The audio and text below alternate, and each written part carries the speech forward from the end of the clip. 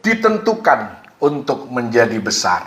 Satu ayat saja kita baca sama-sama, bisa diklik dari Yeremia 1 ayat yang kelima. 2, 3. Sebelum aku membentuk engkau dalam rahim ibumu, aku telah mengenal engkau. Dan sebelum engkau keluar dari kandungan, aku telah menguduskan engkau. Aku telah menetapkan engkau menjadi nabi bagi bangsa-bangsa. Haleluya, tepuk tangan bagi Yesus. Klik sebagai tema utama daripada firman Tuhan pagi menjelang siang hari ini. Tuhan telah menaruh destiny, satu tujuan ilahi, karunia, talenta, potensi di dalam diri setiap orang, termasuk Anda dan saya. Bahkan sebelum dilahirkan. Sebelum kita mengenal Yesus. Sebelum kita hidup dalam keselamatan oleh Yesus. Anda dan saya ditetapkan, diberikan benih untuk menjadi besar. Apa yang terasa terlalu besar, terlalu sukar dalam kehidupan kita seringkali adalah tanda bahwa momen destiny sedang siap untuk terbuka. Tuhan mau Anda dan saya menjadi orang-orang yang ternama, terpuji, dan terhormat. Hidup berdampak di tengah komunitas di mana Tuhan menempatkan hidup kita. Karena itu kita harus menyadari, klik, bahwa Anda dan saya membawa destiny yang Tuhan tanamkan. Destiny yang Tuhan taruh di dalam diri kita. Menjadi aktif pada waktu yang ditentukan. Potensi ini menjadi aktif pada waktu yang ditetapkan. Tidak harus saat kita merasa siap. Seperti Yeremia 1 ayat 5 tadi kita sudah baca. Bahwa Yeremia ditentukan oleh Tuhan sebelum lahir. Pengkhotbah 3 ayat 11, Tuhan membuat segala sesuatu indah pada waktunya. Mazmur 139 ayat 16, semua hari hidup kita telah tertulis sebelum satu pun terjadi. Kita menyembah dan melayani Tuhan yang tahu akhir dari sejak awalnya. Jadi kita tidak bisa menilai masa depan kita berdasarkan masa lalu kita atau bahkan masa sekarang kita. Karena Tuhan sudah menaruh kemampuan di dalam diri kita yang mungkin belum tersingkap atau belum maksimal. Karena itu jangan diperdaya oleh keterbatasan latar belakang kita, pendidikan kita, ataupun keluarga kita, ataupun perkataan orang, karena hidup Anda tidak ditentukan oleh perkataan orang. Hidup kita ditentukan oleh perkataan firman Tuhan. Segala yang buruk dalam silsilah nenek moyang kita harus putus di generasi kita. Baik itu kemiskinan, mungkin ada sifat minder yang turun-menurun, mudah khawatir, gampang takut, paranoid, dan sifat buruk lainnya. Kita harus punya komitmen, kita harus punya tekad bahwa hal-hal buruk yang kita warisi dari nenek moyang kita harus berhenti di kita. Cara mendidik orang tua ke anak yang salah harus berhenti di kita. Artinya kita harus belajar untuk mendidik anak dengan lebih baik lagi. Lebih baik daripada yang orang tua kita didik kita. Sehingga kita tidak menurunkan hal-hal buruk yang kita warisi dalam silsilah keluarga kita. Harus putus dalam generasi kita. Amin. Gideon di dalam Hakim-Hakim 6 ayat 15, dia berkata dengan penuh keminderan, Kaumku adalah yang paling kecil. Aku pun seorang yang paling muda. Tetapi ketahuilah bahwa Allah menyebut Gideon pahlawan yang gagah berani sebelum Gideon melakukan apa-apa untuk bangsa Israel.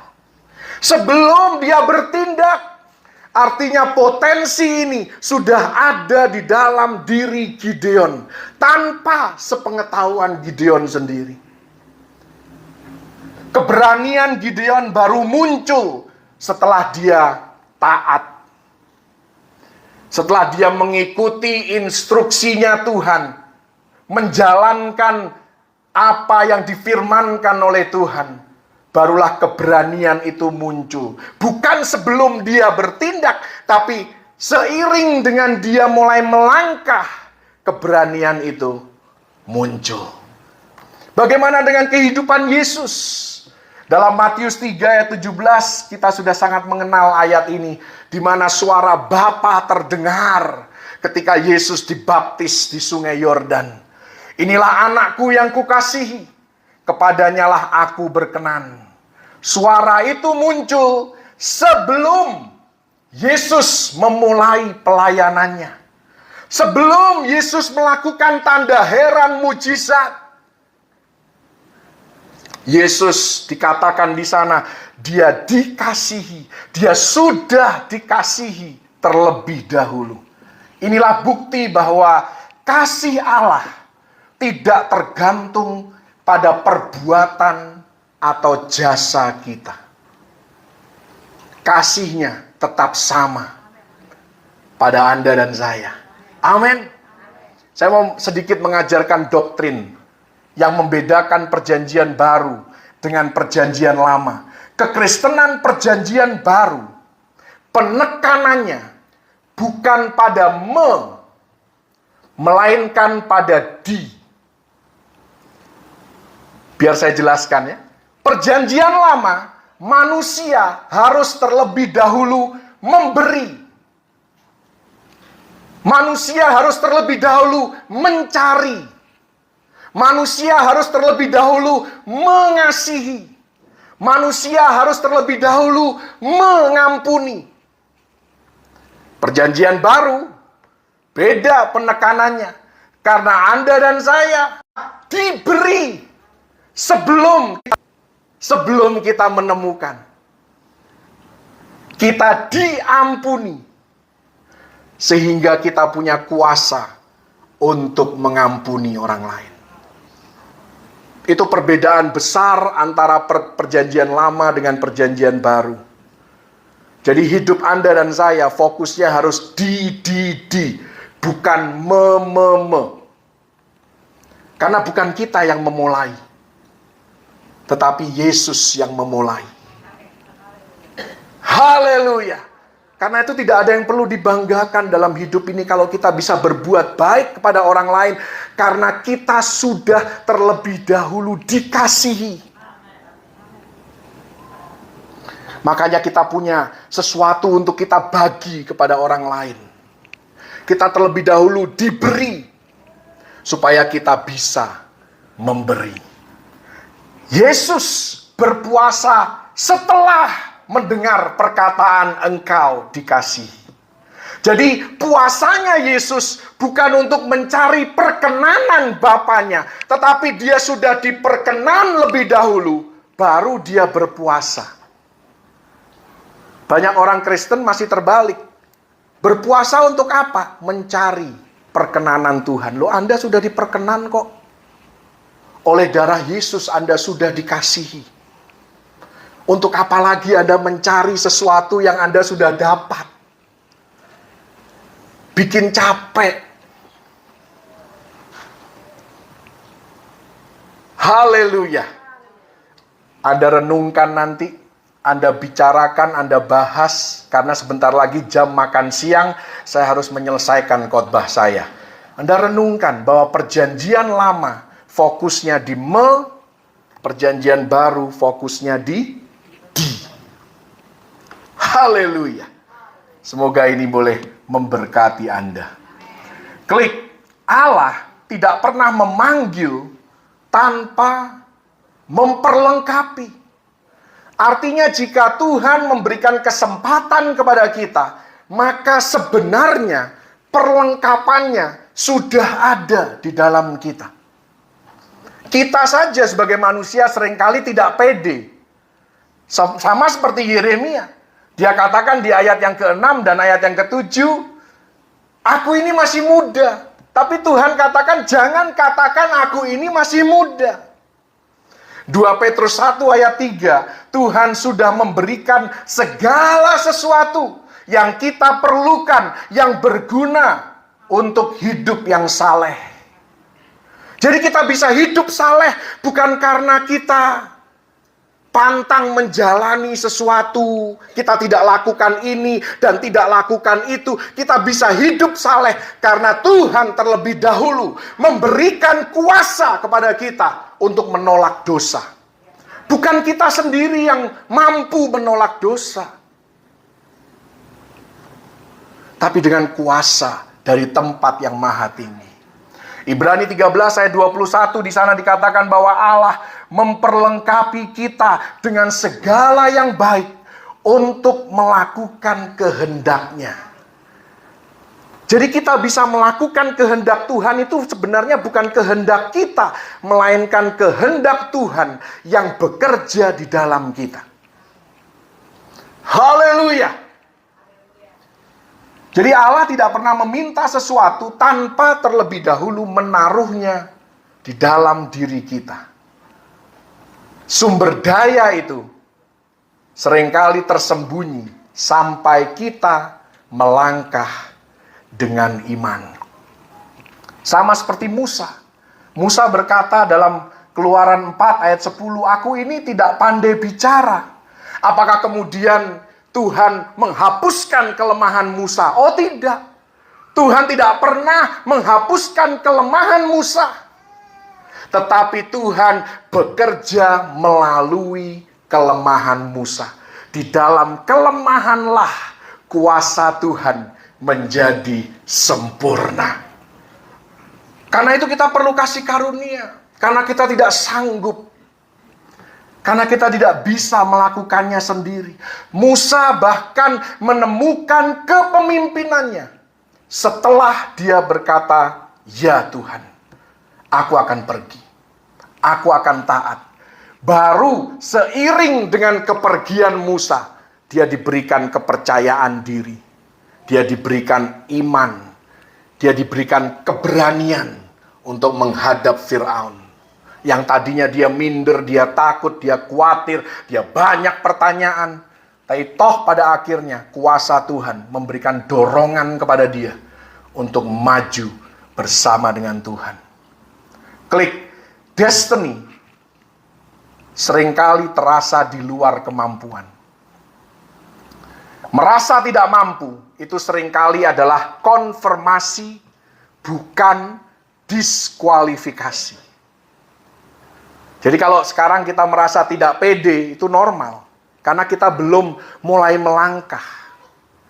Tapi ketika mulai muncul keberanian itu, muncul iman itu, maka kita mulai percaya dan lebih lagi mengandalkan Tuhan di dalam langkah kehidupan kita.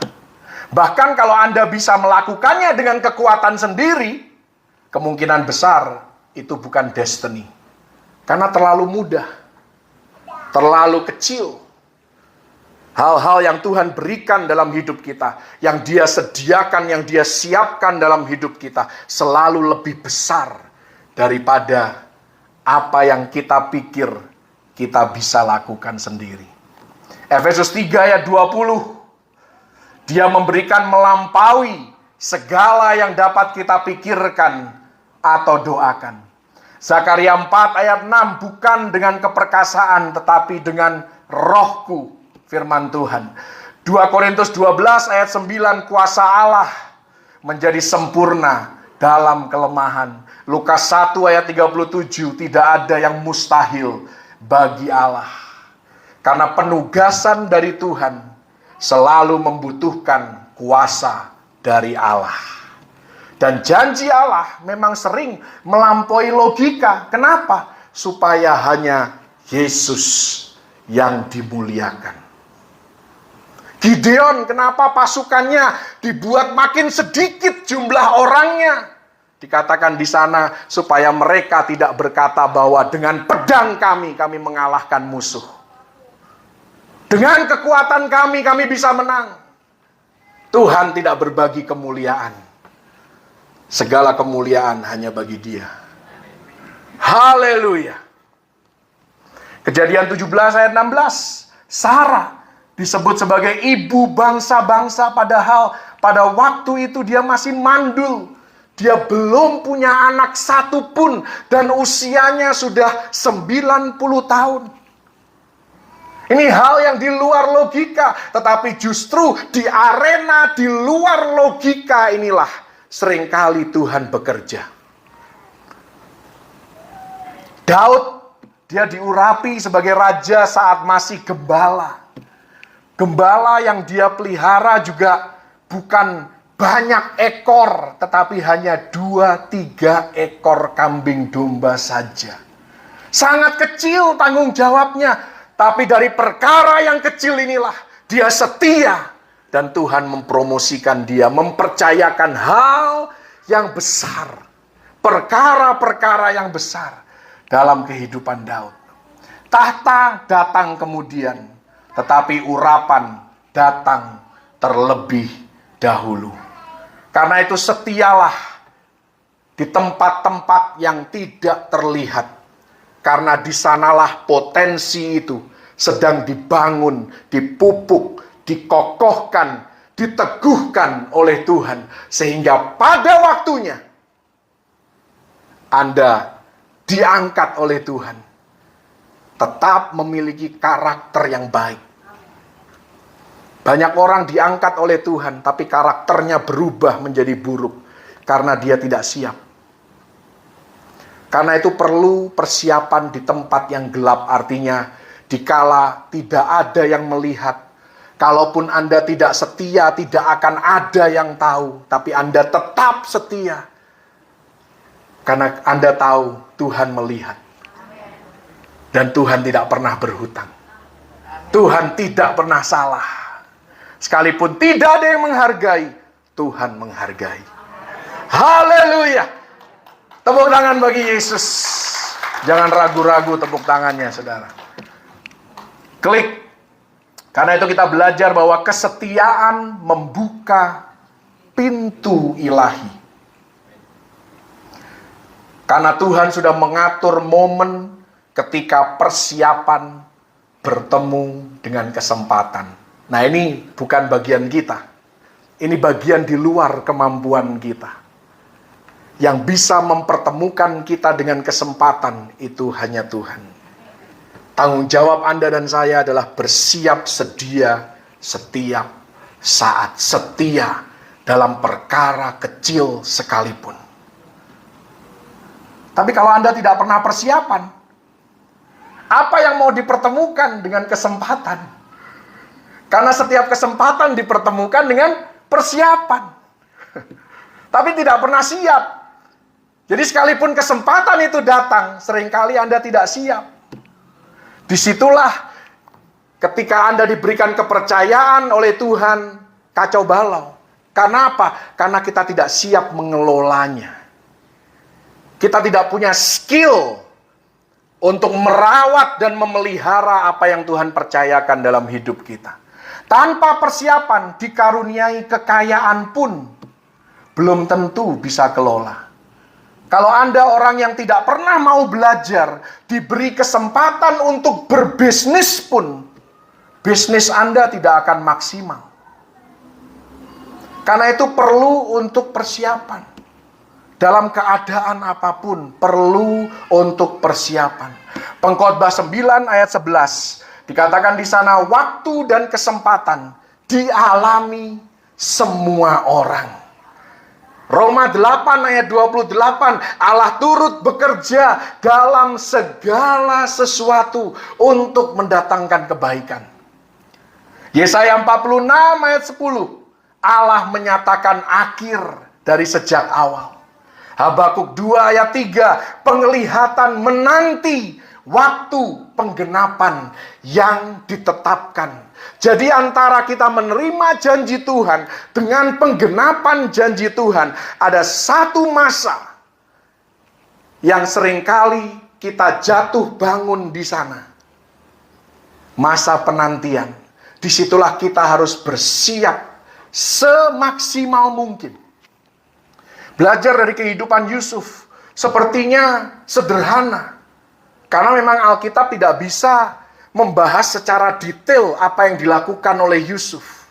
Kita hanya tahu Yusuf, dia anak yang dikasihi, tapi dia kemudian dijual, diperbudak, dia dipenjara, sampai pada akhirnya dia menjadi penguasa. Terkesan sangat simpel, sederhana. Tapi sadarkah kita bahwa proses itu memerlukan waktu kurang lebih 13 tahun? Masih setiakah kita melakukan perkara kecil selama 13 tahun tanpa melihat harapan bahwa doa Anda dijawab? Mimpi Anda akan tercapai, rasanya suram, rasanya tidak mungkin. 13 tahun. Kalau 13 hari mungkin masih semangat. 13 bulan ya semangatnya mungkin sempat kendor. Tapi 13 bulan cepat sekali. Ini pun tahun 2026 sudah bulan ketiga. 9 bulan lagi kita sudah Natalan lagi. Dan merayakan tahun baru lagi. Perang Iran tanpa terasa sudah lebih dari 2 minggu. Yang direncanakan cuma 3 hari mungkin. Tapi jadinya molor. Ya seringkali kita mengikut Tuhan, mengiring Yesus. Ya seperti itu. Bukan berarti Tuhan berlambat-lambat sengaja. Bukan. Tapi dia sedang mempersiapkan Anda dan saya. Haleluya. Di setiap fase kehidupan Yusuf, dia belajar. Sekali lagi Alkitab tidak mendetilkan, tidak merincikan apa yang Yusuf belajar. Tapi Yusuf belajar ilmu politik. Dia belajar kepemimpinan. Dia belajar ilmu ekonomi. Dia belajar ilmu sosial. Dia belajar ilmu manajemen. Selama 13 tahun dia belajar. Bayangkan kalau dia berhasil mempersiapkan suatu bangsa, bukan keluarga loh, bukan kelurahan, bukan kecamatan, bukan kabupaten, negara. Yusuf mempersiapkan negara menghadapi krisis yang besar. Bukan hanya dengan omon-omon, bukan hanya dengan yang manis-manis. Dia belajar, dia antisipasi krisis yang besar. Dia siapkan solusi yang jitu sehingga rakyatnya tidak harus hidup sengsara. Dan dia berhasil melewati krisis yang besar itu. Bukan hanya menyelamatkan rakyatnya sendiri, tetapi dia menjadi berkat bagi bangsa-bangsa lain. Tidak mungkin hidupnya Yusuf itu hanya mengalir bersamamu. Nggak mungkin. Tidak mungkin. Pasti ada sesuatu yang dia belajar. Dan dia korbankan dari hidupnya, waktunya, tenaganya untuk belajar. Betul semua karena Tuhan menyertai. Tapi penyertaan Tuhan harus kita imbangi dengan skill yang dibangun, kemampuan yang dibangun. Itu pun kekuatannya berasal dari Tuhan. Jadi jangan cuma menjalani hidup ini, dipercayakan bisnis oleh Tuhan. Gimana mengelola bisnis? Gimana menghadapi krisis? Ya udahlah, nanti mengalir saja. Mengalirlah uang Anda. Nggak jelas tujuannya. Krisis datang Anda bingung. Bagaimana? Karena tidak punya perencanaan. Makanya perlu planning. Dan tidak mungkin Yusuf itu melakukan semua ini hanya dengan one man show. Nggak mungkin. Dia perlu satu operasi yang besar. Dia perlu SDM yang banyak. Dia bisa mengatur SDM itu bagi tugas, bagi tanggung jawab, membangun kepercayaan. Dia sendiri harus mempertanggungjawabkan kepada Firaun apa yang dia kerjakan. Kalau dia tidak belajar sesuatu, tidak mungkin dia bisa berhasil. Jadi dia tidak menjadi ahli hanya dalam waktu 1 hari, hanya dengan membalikkan tangan, tiba-tiba dia jadi ahli ekonomi, jadi ahli manajemen. Ya memang tidak ada yang mustahil sih bagi Tuhan. Cuman, nggak tahu ya, kadang-kadang kita ini orang Pantai Kosta ini terlalu ngeroh mungkin ya. Sehingga kita tidak percaya hal-hal yang dalam tanda kutip duniawi yang harus kita kerjakan, yang menjadi bagian kita. Oh ya, Tuhan bisa memberkati kita dengan 1M besok. Pertanyaan saya, Anda mau pakai 1M itu untuk apa? Punya nggak planningnya? Haleluya. Kesannya marah-marah ini. Sudah mendekati jam makan siang, karena pendeta pun juga bisa lapar, saudara, rupanya. Tapi intinya adalah, Tuhan mau Anda dan saya menjadi orang-orang yang besar. Kuncinya adalah, sebelum Anda jadi besar, mari persiapkan diri saat ini.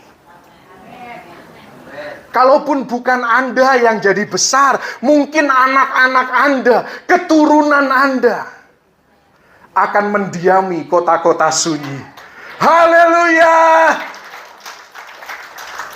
Karena itu kita perlu melapangkan tempat kemah kita, membentangkan tenda kediaman kita, dan jangan berhemat, persiapkan keturunan kita. Jadi orang-orang yang ternama, terpuji, terhormat, yang tangguh, yang kokoh, dan berkarakter. Itu yang paling penting. Kaya raya tidak punya karakter buat apa? Kerjaannya menghina orang, meremehkan orang, membanding-bandingkan diri dengan orang lain. Kita nggak butuh orang seperti itu. Anda dibuat kaya oleh Tuhan supaya Anda menjadi berkat bagi orang lain.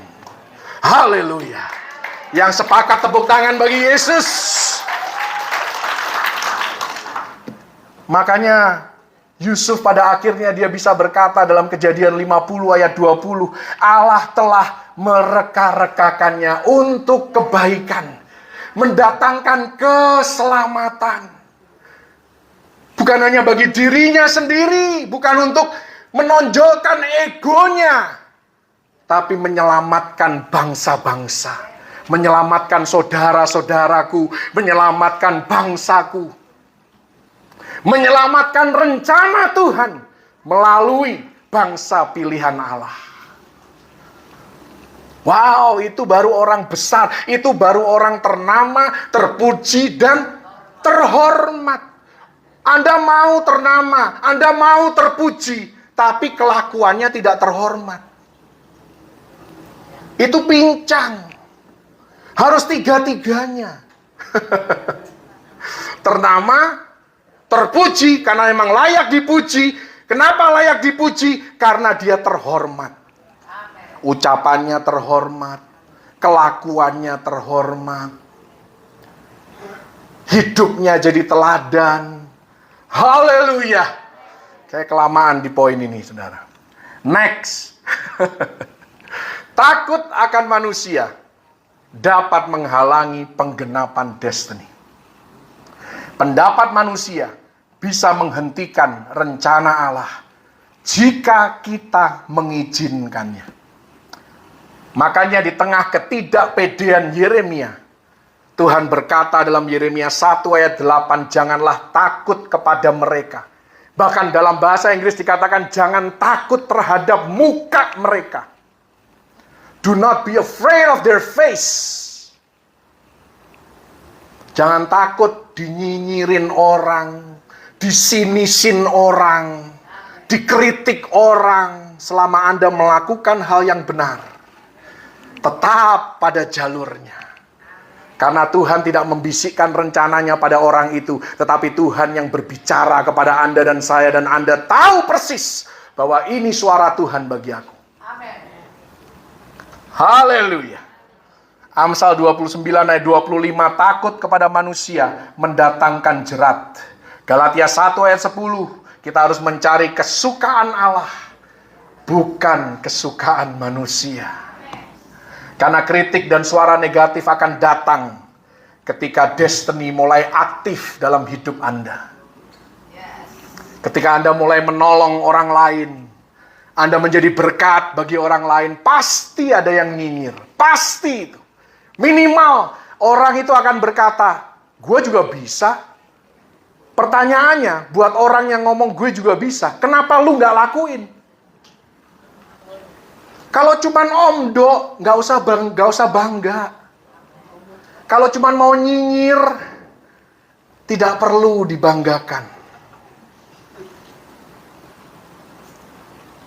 Katakan dulu kanan kiri, jangan julid.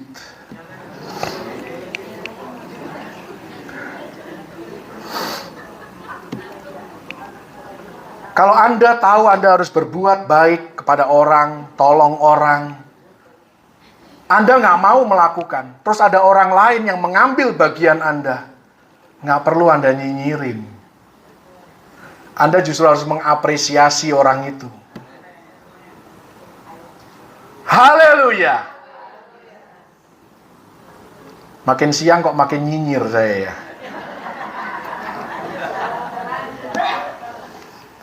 Ketaatan menuntut kita mematikan suara yang salah. Karena kalau suara yang salah tidak Anda matikan, Anda yang akan terpengaruh. Anda yang akan kehilangan semangat. Contoh Nehemia, dia diejek, ditentang, tapi dia tahu, dia sadar sepenuhnya bahwa ini misinya Tuhan bagi dia. Makanya ketika dia harus menurunkan standarnya, dia diintimidasi, dia berkata, aku tengah melakukan suatu pekerjaan yang besar. Mohon maaf, aku tidak bisa datang. Aku tidak bisa turunkan standarku. Destiny membutuhkan fokus, bukan persetujuan semua orang. Justru kalau Anda mulai dinyinyirin orang, difitnah, digosipin, barangkali pintu destiny sudah mulai terbuka dalam hidup Anda. Haleluya! Klik, percayalah bahwa saat kita melangkah, Allah bertindak. Ketaatan mengaktifkan apa yang sebelumnya tersembunyi. Urapan seringkali baru akan termanifestasi setelah langkah iman. Tadi saya sudah bilang kan, seringkali ketika kita mulai bergerak, kepercayaan diri, kemampuan itu mulai bertumbuh. Yeremia 1 ayat 9, Allah menjamah mulut Yeremia. Yakobus 2 ayat 17, iman tanpa perbuatan pada hakikatnya adalah mati. Lukas 17 ayat 14, mereka sembuh sementara mereka ada di tengah perjalanan. Petrus, dia berjalan di atas air, kemampuan supranatural. Tapi hal itu hanya terjadi setelah dia keluar dari perahu. Jadi kalau kita tetap di perahu, kita tidak mau siap-siap, kita tidak mau berkorban ketika tidak ada yang melihat, kita tidak setia di dalam perkara-perkara yang kecil, artinya kita akan kehilangan momen mujizat. Persiapkan diri kita. Persiapkan generasi penerus kita. Klik. Pada akhirnya karunia yang tersembunyi harus muncul. Harus muncul. Sama seperti Yeremia. Awalnya malu-malu. Akhirnya bertambahnya waktu. Memang dia sempat frustrasi. Karena apa yang dia ngomong, tidak ada yang mau dengar. Tidak ada yang mau gubris. Bahkan dia sempat mempertanyakan, Tuhan, benar nggak sih engkau memanggil aku? Katanya engkau memilih aku. Katanya aku harus berfirman dan menyampaikan firman kebenaran. Tapi kok nggak ada yang nganggap.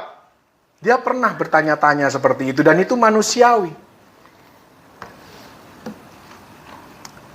Tapi dalam Yeremia 20 ayat 9 dikatakan di sana, di dalam diriku seperti ada api yang terkurung di dalam tulang. Bukan tulang Medan ini ya. Di dalam tulang-tulangku ada api, ada karunia, ada potensi yang aku tahu aku miliki. Dan ketika aku mulai bergerak bersama dengan Tuhan, disitulah mulai api itu muncul.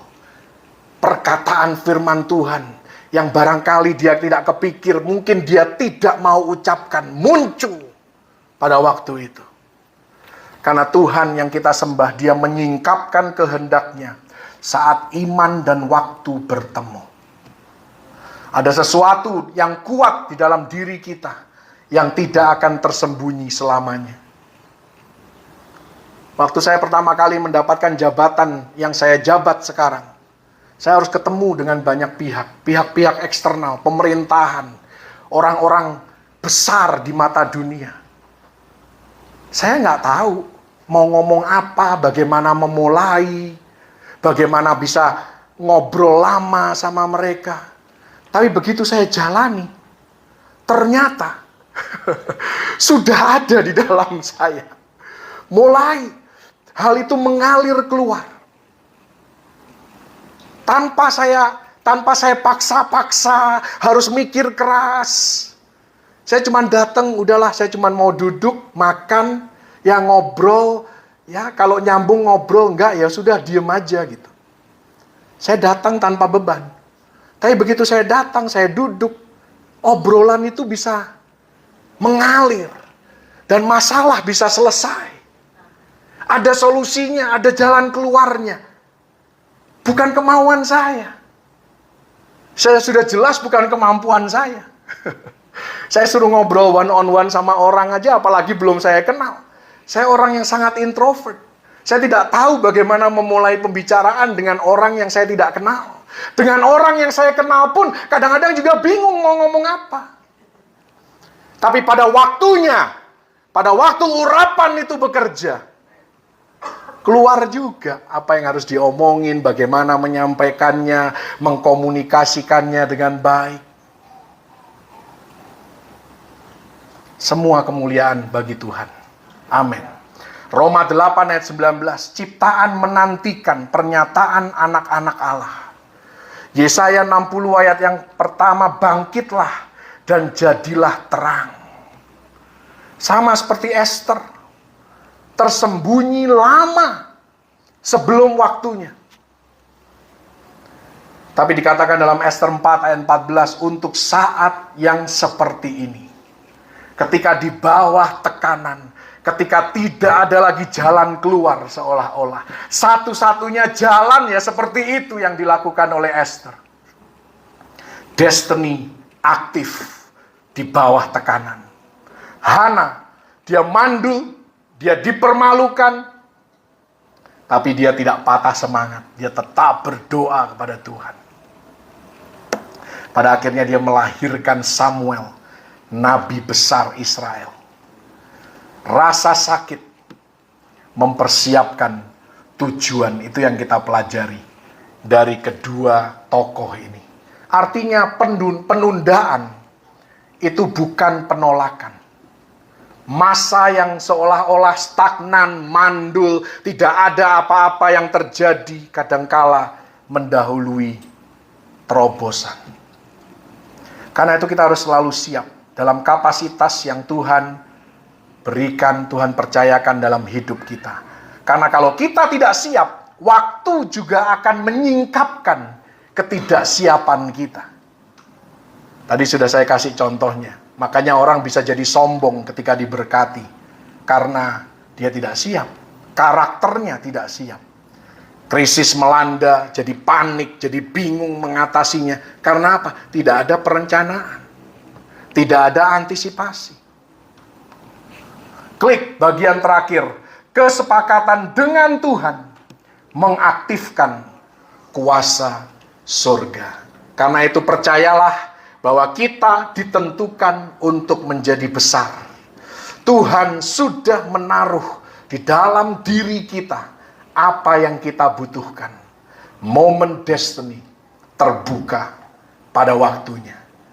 Filipi 1 ayat 6, Tuhan akan menyelesaikan karyanya, menyempurnakan kehendaknya di dalam kehidupan kita. Karena itu percayalah bahwa Anda dan saya, kita tidak terlambat, kita tidak dilupakan, kita tidak kurang layak.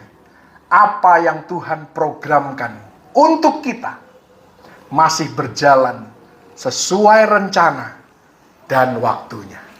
Yang percaya katakan, amin. Tepuk tangan bagi Yesus.